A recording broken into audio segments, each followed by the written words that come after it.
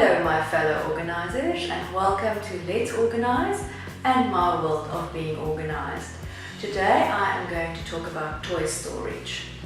Toy storage is dependent on the age of your children.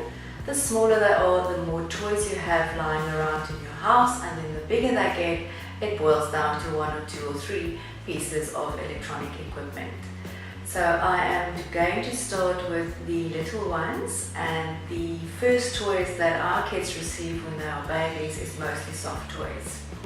So soft toys are easily displayed on the bed or in their cot, and if you have a bookshelf in your child's nursery, you can also display the soft toys on there. I also like to use floating shelves that can be put up, and then you also display the soft toys on there.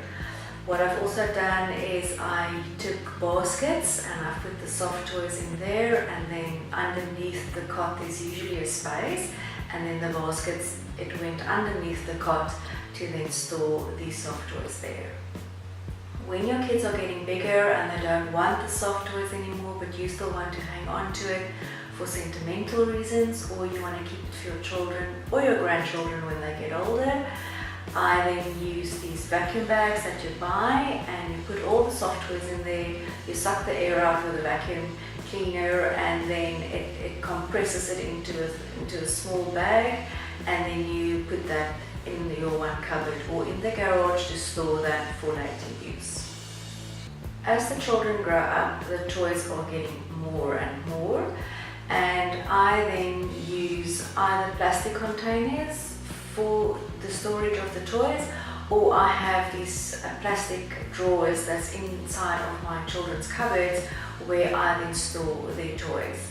What I do is I separate it into different categories. So I'll have categories for cars, I'll have categories for guns and swords, and I'll have categories for just loose toys that can't really be categorized, and so it continues. So whatever the toys are, you then put them in different piles, and then you put them in the drawers. And obviously for the girls, if you will separate it the same way. So if they've got dolls and they've got all the clothing for the dolls, etc., you will then put them into those different piles, and then you'll put them in the drawers. The main thing about storage is that you have to label it. I keep on emphasizing that because without labeling, you will definitely be disorganized within a week. And what I do, if the children are still small and they can't read, I then print pictures of those specific items. So let's say it's motor cars, then I will print a picture of a motor car and I will stick that onto the drawer, so the child will still be able to know that it is a car that goes into that drawer, and if they want to play with their cars, they know exactly which drawer to open. And then as the kids get bigger, I will then print it into words, and it will also then help them to start reading it, and then they also know exactly where their toys are or where it must be stored. With Lego, I used to store it per set, and that is just very time consuming, and the kids don't appreciate that type of storage. So what I've done is I've just bought containers, plastic containers with lids, and I've put all the red blocks, all the green blocks, all the blue blocks, etc. into their own box. So I've color coordinated it, and all the books that goes with the different sets goes into one plastic box. And then if the kids wants to build a set, they just take out the book, and then they can build whatever that item is. But what I've also realized is if it's packed into different colors, the kids then actually build their own things. They use their imagination and they build their own ships. And my one child also likes to display his Lego, so there is a cupboard in his room that he then stores the ships that he made. About board games, because the children like to play the board games in the TV lounge, I then stacked all the different board games into a cupboard that's in the TV lounge. So whenever we want to play board games, it's easily accessible, and we can play, we can tidy up, and we can just put it back into that cupboard again. The key thing about toy storage is that you must first sort through all the toys. Firstly, decide whether it's broken, so that can be thrown away.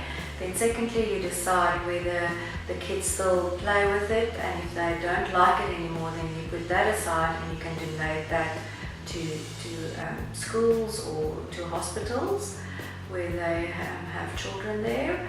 And then thirdly, the ones that you are keeping, you will then put that into different piles per category. So let's say balls, cars, dolls, cricket bats, etc. And then you will then decide on storage for those different categories. The best for me is that I use plastic containers or plastic drawers, and especially with lids, so you can put it away and you can stack it on each other.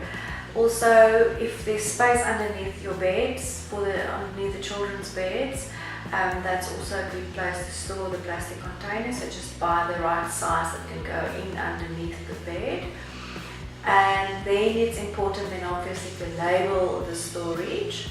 And the last thing is the storage must be where the children play. So if they play in their bedrooms, then the best is to store it there. If they play in the lounge, like with the board games for instance, it's best to store it, if you have the facility, in your lounge. The nice thing about using the plastic containers is that your children aren't limited then to play in a specific area. So if they do want to come play in the lounge, they can bring that specific plastic container to the lounge, they can unpack it, they can play, and then they just put it back into the container and take it back to their rooms where the containers are stored.